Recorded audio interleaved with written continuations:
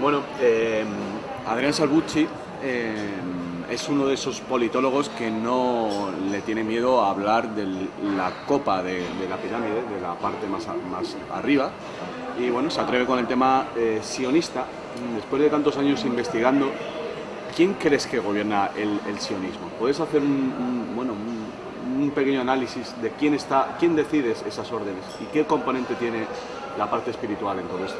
Es un tema harto complejo. Si tomamos a la mayor potencia del planeta, Estados Unidos, tú sabes que en el 2007 se escribió un espléndido libro por dos miembros del CFR, Stephen Walt, miembro del Council on Foreign Relations y entonces decano de la Facultad de Ciencia Política de Harvard, y un señor que se llama John Mearsheimer, jefe de la Cátedra de Ciencias Políticas de la Universidad de Chicago, la Universidad de Rockefeller, y escribieron un libro que se llama La política exterior norteamericana y el lobby israelí, y demuestra cómo el poder del sionismo es tan enorme en lo diplomático, en los medios, en lo financiero, en la política, en el Congreso, que lo digo textualmente porque es lo que dice el libro, logran torcer la política exterior norteamericana para que priorice el interés nacional del Estado de Israel por encima del interés nacional norteamericano. Creo que eso nos da la pauta del poder que tiene el sionismo en Estados Unidos. Si eso lo logran en Estados Unidos, imagínate lo que pueden lograr en Argentina, lo que pueden lograr en Gran Bretaña, y de hecho lo vemos todos los días con ese apoyo incondicional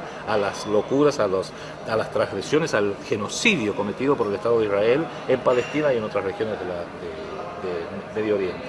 Ahora, si vos me dijeras, bueno, vamos a la cúspide de la pirámide de poder, esa no es información que sea pública, pero si realmente hay una gran mesa redonda en esa cúspide, con 21 miembros, puedo intuir los apellidos, no sé, intuyo el origen de los apellidos, y ahí claramente van a estar los Rothschild, ahí claramente va a estar Warburg, ahí claramente va a estar Lazard, ahí claramente va a estar Rockefeller, ahí claramente va a estar Harriman, o sea, son las familias que vienen detentando el poder del dinero antiguo. Porque no es solamente tener dinero.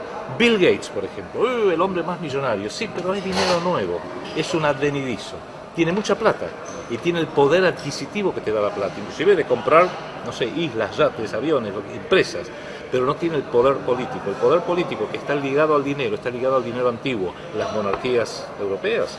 Bilderberg, cuando uno habla de Bilderberg se está acercando bastante a la cúspide de la pirámide, pero todavía no es la cúspide. En la cúspide debe haber un grupo de 12 o 21 hombres, quizás mujeres también, que son los que toman la última decisión, y ahí son nombres íntimamente ligados a este dinero antiguo, donde creo que, bueno, Rothschild y Rockefeller son los más obvios, y quizás haya algún otro nombre que si lo viéramos no nos diría nada.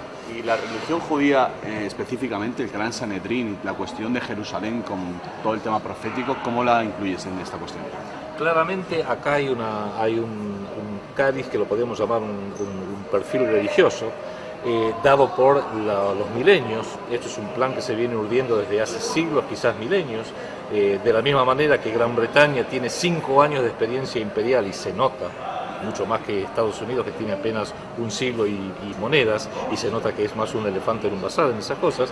Creo que la religión judía, en sus ejes principales, especialmente aquel que convence a los creyentes judíos de que son un pueblo elegido por un supuesto Dios, que como cristiano debo decir que ese Dios no es el mío. En el Antiguo Testamento la figura de Dios es bastante bipolar. Por un lado hay un Dios de la generosidad, como se ve en los libros de los profetas, pero sin embargo se ve un Dios, como en Deuteronomio, un Dios absolutamente sanguinario y cruel, que ordena a su pueblo a entrar y pasar a filo de espada, de degüello, o sea, degollar a todos los cananitas. El libro de Esther es un libro para mí también, en realidad, absolutamente obsceno, como lo es Deuteronomio, con lo cual creo que hay un demiurgo identificado con Jehová, que un sector de la religión judía se identifica con él, y es un demiurgo, es un espíritu que evidentemente le ha prometido a este sector de la comunidad judía que van a heredar el mundo, y lo han tomado al pie de la letra. Con eso justifican su intrusión en Palestina, por más que por ejemplo, la clase dirigente israelí, que es Askenazi, ni siquiera son descendientes de los judíos del Antiguo Testamento, ni siquiera son descendientes de los hebreos, ni siquiera son semitas. Pero fíjate vos cuán bien han articulado la guerra psicológica, que criticarlo a Ariel Sharon o a Benjamín Netanyahu, que no son semitas, son arios, es calificado de antisemitismo. y la vasta mayoría de la opinión pública se lo cree. Con lo cual acá hay toda una tarea de esclarecimiento, de limpieza de este veneno de guerra psicológica que ellos mismos han urdido, para que la gente empiece a poder pensar con el cerebro propio y no con el cerebro ajeno. Bueno, ya por último, para acabar esta aleccionadora charla, entrevista, ya que hablamos del tema sionista, estando en Argentina y viniendo de Chile, bueno, la preocupación, me he encontrado una gran preocupación entre la gente de cómo están vendiendo las tierras de la Patagonia a estos grandes millonarios estadounidenses, ingleses, Tompkins, Benetton. ¿Realmente esto es el comienzo del plan Andinia? ¿Son esas personas meros millonarios que se compran unas tierras o hay un plan mayor? ¿Forma esto parte de este plan que estamos oyendo pregonar desde hace tiempo? Rafael, en el caso de Argentina y Chile es un tema que ha generado muchísima preocupación desde hace décadas. La primera noticia que tenemos al respecto es en el libro del fundador del sionismo, Theodor Herzl, en su libro fundacional que se llama El Estado Judío. Hay un capítulo que lo dice todo: Palestina o Argentina.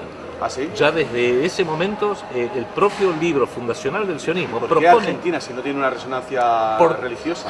Porque decían que si no pudiera ser en Palestina, porque el sultán de Turquía en ese momento era algo muy improbable. Después la historia se dio vuelta, porque después de la Primera Guerra Mundial eso pasó bajo control británico, el mandato sobre Palestina, y Gran Bretaña con la declaración Balfour le dio Palestina. O sea, invirtieron el orden, por así decirlo, pudieron lograr el Estado israelí en Palestina, pero él veía como opción, y lo mismo Leon Pinsker, que llamaba Palestina el estado de las posibilidades ideales, Argentina el de las posibilidades prácticas.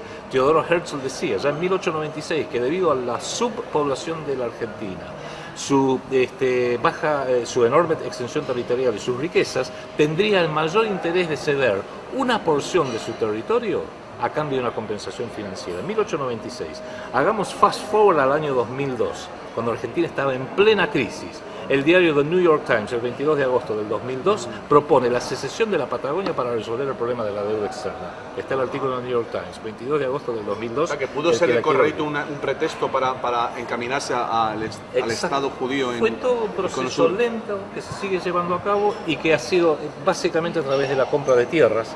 Douglas Tompkins en Chile, Soros, Benetton. El hombre de Soros en Argentina es un señor que se llama Eduardo Elstein, que es uno de los más... En realidad, el diario La Nación lo llamó el dueño de la tierra en un artículo que le dedicó hace unos años.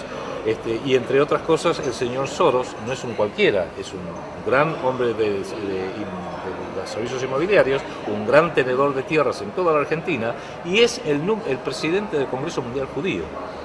¿Soros? Sí, no, Eduardo Elstein es argentino y es miembro de la American Society, que es una de las organizaciones vasos comunicantes entre el CFR y la región sudamericana, el continente sudamericano, con lo cual cuando uno ve toda esta red de poder y ve la inserción de personalidades puntuales, se da cuenta que en realidad la Patagonia la están tomando prácticamente sin darnos cuenta. Agrégale a eso que Alfonsín, Menem, de la Rúa y los Kirchner han destruido y descoordinado por completo, estructurado las Fuerzas Armadas Argentinas.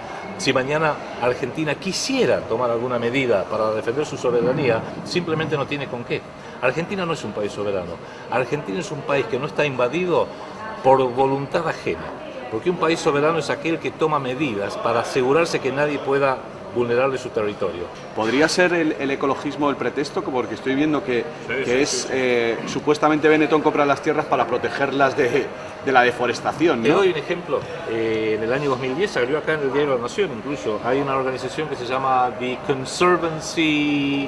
Nature Conservancy, que tiene su sede en Estados Unidos, que justamente está financiando proteger los pastizales de la Patagonia.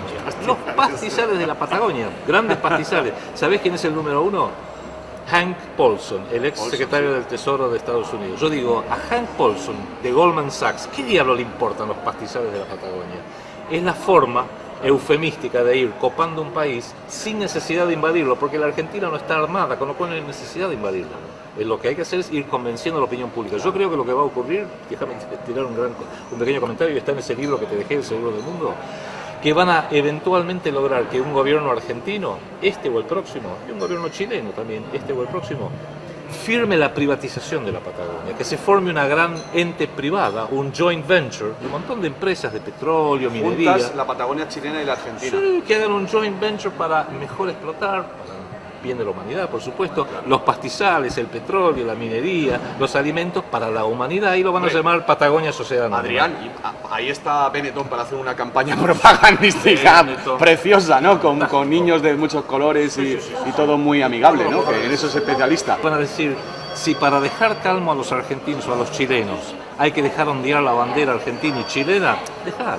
La vamos a ir reemplazando por un logo, que va a ser el logo de Patagonia Inc. Y a la larga eso es lo que va a perdurar, y el control efectivo va a estar ahí. No olvidemos que David Rockefeller dijo, hace muchos años, nosotros no queremos ser dueños de todo, queremos controlar todo. Lo venderán en Europa y entre la gente concienciada como un esfuerzo para conservar el medio ambiente del planeta, ¿no? Por supuesto. Claro. Y los que nos opongamos a eso somos unos retrógrados nacionalistas que se oponen al avance. Y lo que se puedan inventar. Así es.